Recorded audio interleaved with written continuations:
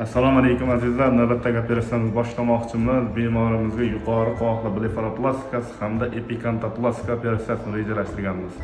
Ko'rishingiz mumkin, bemorimizga markiroshniy etapni o'tkazib olganmiz. Bemorimizda ortiqcha terilarimiz deyarli yo'q, lekin skladkalarimiz shakllanmagan. Shuning uchun uncha ko'p teri olmaymiz. Ko'zlarimizni ochamiz.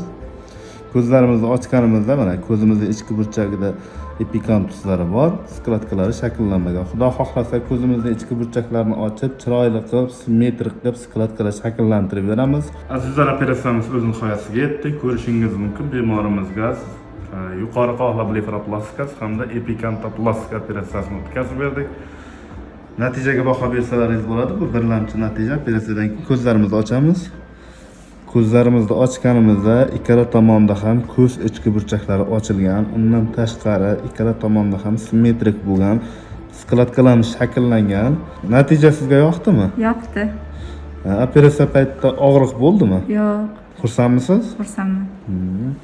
Bemorlarimiz natijamizdan xursand bo'lsa, albatta biz ham juda ham xursand bo'lamiz. Azizlar, keyingi natijalarni ham sizlar bilan bo'lishamiz. Bizlarni kuzatishda davom etingizlar. Sog' bo'linglar.